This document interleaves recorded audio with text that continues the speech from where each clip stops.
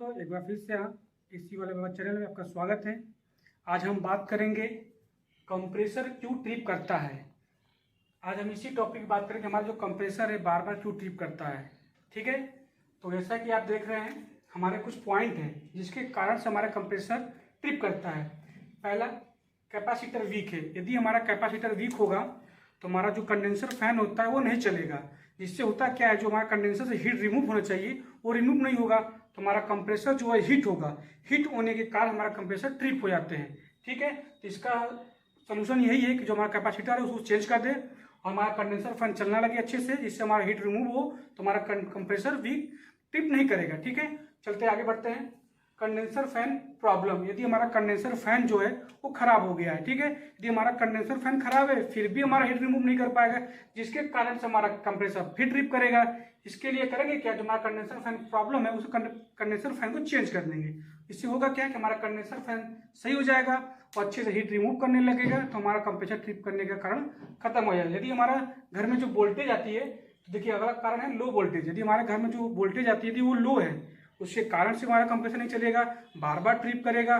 बार बार आप टेक्नीशियन को बुलाएंगे, फिर वो चेक करेगा, फिर ट्रिप करेगा।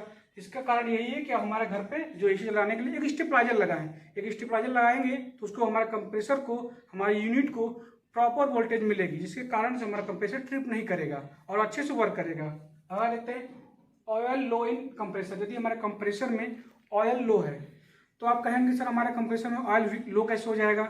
यदि हमारा कभी कभी होता क्या है, कोई कस्टमर एक जो एसी है एक जगह से दूसरी जगह इंस्टॉल कराते हैं, ठीक है, और यदि तीसरे जगह भी इंस्टॉल कराते हैं तो होता क्या है, पंप डाउन करते हैं। पंप डाउन होता क्या है, जो हमारा जो साइकिल है, साइकिल जो हमारा जो क्या कहते हैं, जो पाइपिंग होती है उसमें भी हमारे ऑयल रहते हैं। ठीक है, रेफ्रिजरेंट के साथ ऑयल उसमें फ्लो करता है, जिसके कारण होता क्या है, जब हमारा जब न्यू उसको दोबारा से हम इंस्टॉल करेंगे तो क्या करते हैं, पाइप को चेंज कर देते हैं, जिसके कारण जो उसमें ऑयल रहता है वो ऑयल चला जाता है बाहर, तो हमारा कंप्रेसर में उतना ऑयल कम हो गया। ऐसे ही करते करते हमारा जो क्या कहते हैं इंस्टॉलेशन है, एक या दो बार से ऊपर हो गया तो हमारे कंप्रेसर में ऑयल कम हो जाएगा, जिसके कारण इसकी जो बेंडिंग है वो जल्दी से हीट होगा।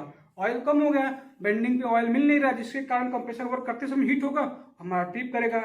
इसका यही कारण है, बस यही कारण है। यदि इसको सही करना है तो हमारे कंप्रेसर में ऑयल को चार्ज करें, इससे हमारा कंप्रेसर प्रॉपर वर्क करने लगेगा। ठीक है, अगला कारण क्या है, ड्राई और कैपिलरी का चोक होना। यदि हमारा ड्राई और कैपिलरी चोक होगा तो हमारे कंप्रेसर पर लोड बढ़ेगा, जिससे हमारा कंप्रेसर हीट होगा। हीट होने के कारण फिर से हमारा कंप्रेसर क्या होगा, ऑयल पे ट्रिप करा देगा।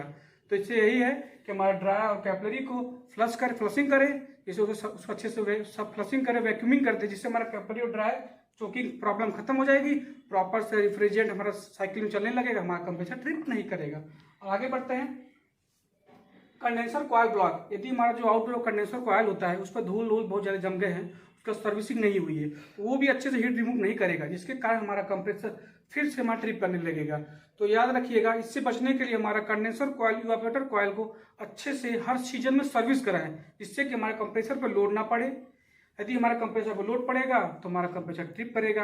यदि हमारा कंडेंसर कॉइल जब उसको सर्विसिंग हो जाएगा, अच्छे से हीट रिमूव करेगा, तो हमारा कंप्रेसर ट्रिप नहीं करेगा। ठीक है, यही कुछ कारण जो सीजन में होता क्या है कि लोग कभी कभी सर्विस करा देते हैं, सर्विस कराने के बाद भी हमारा प्रॉब्लम आता है, कंप्रेसर ट्रिप करता है। तो क्या करता है, कस्टमर कहता है हम तो सर्विस करा लिए फिर भी हमारा कंप्रेसर ट्रिप करता है। उसके भी कई कारण हो सकते हैं। यदि हम सर्विस तो करा लिए हैं लेकिन हमारा ड्राई का फिल्टर कहीं चोक है, तब भी हमारा कंप्रेसर ट्रिप करेगा। और एक प्रॉब्लम और आती है कि हमारा जो कंप्रेसर है वो रात में अच्छे से वर्क करता है लेकिन दिन में कूलिंग नहीं करता है। टेक्नीशियन जाता है, कंप्रेसर चेक करता है, कंप्रेसर हमारा सही है। इसका कारण यही है कि हमारा जो कंप्रेसर है डायरेक्ट सनलाइट उसमें पड़ रही है। यदि कंप्रेसर पर डायरेक्ट सनलाइट पड़ेगी, कंप्रेसर हमारा हीट होगा, तो हमारा दिन में जो कूलिंग नहीं करता, और रात में वही क्या होता है, हमारा जो टेम्परेचर लो हो जाता है, वातावरण ठंडा हो जाता है, तो हमारा कंप्रेसर रात में अच्छे से कूलिंग करता है। तो इसके बचने के लिए हमारा यही होगा कि जहाँ पे हमारा कंप्रेसर लगा है, जहाँ पे हमारा आउटडोर लगा है, वहाँ पे छांव कर दें, कुछ ऐसा कुछ करें, सिस्टम लगाएं जिसमें कंप्रेसर पे डायरेक्शन ना पड़े। ठीक है, इसके कारण भी हमारा कंप्रेसर ट्रिप होता है। अगला कारण क्या है, रूम टेम्परेचर हाई। होता क्या है कि हमारे रूम में 1 टन का एसी लगा है और गर्मी का सीजन है, उसमें लोग अधिक है या हमारे इक्विपमेंट अधिक है, उसमें हीट ज़्यादा है, हमारा कंप्रेसर कंटिन्यू वर्क करता है। उस वहाँ पे जो है अच्छा कूलिंग के लिए कंप्रेसर कंटिन्यू वर्क करेगा, क्योंकि उसको लोड अधिक मिल रहा है कमरे में, जिसके कारण से कंप्रेसर हमारा हाई टेम्परेचर बढ़ जाता है उसका, फिर वो ट्रिप कर जाता है। इसका एक ही उपाय है कि गर्मी के मौसम में यदि हमारा जो कंप्रेसर है रूम का लोड नहीं उठा रहा है तो 1.5 टन की इसकी जगह अप टू टन की AC लगाए। इससे हमारा कूलिंग भी अच्छी होगी, हमारा कंप्रेसर भी खराब नहीं होगा, ट्रिप भी नहीं करेगा। यदि हमारे कंप्रेसर पे अधिक लोड पड़ेगा, कंटिन्यू वर्क कर रहा है, तो हमारा कंप्रेसर खराब हो सकता है, जिससे कि हमारा जो कस्टमर है उनकी जो खर्चा ज़्यादा बढ़ जाएगा। आगे क्या है, डायरेक्ट से हमने बता ही दिया है, हमारा रेफ्रिजरेंट हाई चार्ज है। यदि हम अपने यूनिट में रेफ्रिजरेंट जो इस प्रकार जो भी गैस में भरा है उसमें हाई चार्ज कर देते हैं, जिसके कारण भी हमारा जो ये कंप्रेसर है ट्रिप करता है, क्योंकि उसमें रेफ्रिजरेंट ज़्यादा होता है, फिर भी टेम्परेचर उसका बढ़ जाता है, इसी कारण हमारा टेम्परेचर क्या करते हैं कंप्रेसर ट्रिप करता है। एक मुख्य कारण और है, यदि हमारा जो इवापोरेटर कॉइल पे जो रूम सेंसर होता है वो खराब हो गया, उसके कारण से भी हमारा ये कंप्रेसर ट्रिप करता है। होता क्या है, हमारा जो रूम टेम्परेचर है वो टेम्परेचर रूम का सेंस नहीं कर पा रहा है कि हमारा कंप्रेसर कमांड दे सके कि नहीं हमारे रूम में कूलिंग हो चुकी है, जो कि हमारे रूम में कूलिंग है, लेकिन टेम्परेचर सेंसर जो उसको सही न होने के कारण हमारे कंप्रेसर को कमांड नहीं मिल पा रहा है कि हमारे रूम में जो भी कूलिंग अचीव होना चाहिए वो अचीव हो गया है। ठीक है, इसके कारण हमारा कंप्रेसर हीटअप होगा, क्योंकि कंटिन्यू रन करता रह जाएगा, क्योंकि उसको कमांड नहीं मिल रहा है कि हमारा रूम टेम्परेचर ठंडा हुआ कि नहीं हुआ। तो इसके हम सेंसर को चेंज कर देंगे तो हमारा जो कंप्रेसर है वो प्रॉपर वर्क करने लगेगा, उसको कमांड मिलने लगेगा कि उसको कूलिंग कब करनी है, उसको कूलिंग कब नहीं करनी है। तो आशा करते हैं ये वीडियो आपके लिए बहुत ही हेल्पफुल होगा।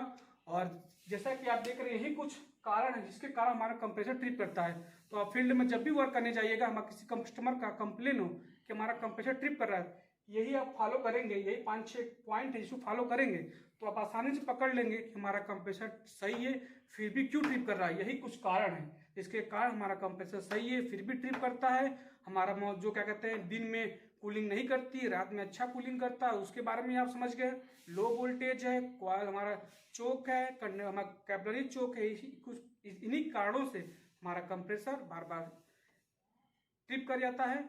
कस्टमर परेशान होते, आप भी परेशान होते। जब भी कस्टमर क्या जाए कंप्रेसर ट्रिप की प्रॉब्लम आए, स्टेप बाय स्टेप उसे चेक करें। ठीक है, तो हमारा जो सॉल्यूशन है यही सॉल्यूशन, इसको देखेंगे पॉइंट को, आपको सॉल्यूशन मिल जाएगा। ठीक है, तो आशा करते हैं कि आपके लिए वीडियो बहुत ही हेल्पफुल होगा और काफ़ी मेहनत करते हैं हम आप लोगों के लिए कि किस प्रकार से हम अपने सब्सक्राइबर को अच्छे से अच्छे नॉलेज दें और उन्हें फील्ड में कभी भी कोई प्रॉब्लम ना हो। ठीक है, इसी तरीके से आपको और भी कोई फॉल्ट फील्ड में मिलती है, कोई प्रॉब्लम मिलती है तो आप हमारे कमेंट सेक्शन में कमेंट कीजिए, हम उसको स्टेप बाय स्टेप और बहुत ही बारीकी समझाएंगे। जो आप फील्ड में जाए यदि वो प्रॉब्लम आपको मिल गई, आपने हमारी वीडियो देखी है तो आप बड़ा आसानी से उसको सॉल्व कर लेंगे। तो ठीक है, तो thank you for watching my video. लेकिन हाँ एक बात और, आप हमारे सब्सक्राइबर बहुत ही कम है, तो इतनी हम मेहनत कर रहे हैं, हमारा सब्सक्राइबर नहीं बढ़ रहा है और लाइक कमेंट शेयर भी नहीं बढ़ रहा है। तो आप लोग से हम्बल रिक्वेस्ट है कि हमारे चैनल को सब्सक्राइब करें इसी वाले बाबा को, और लाइक और कमेंट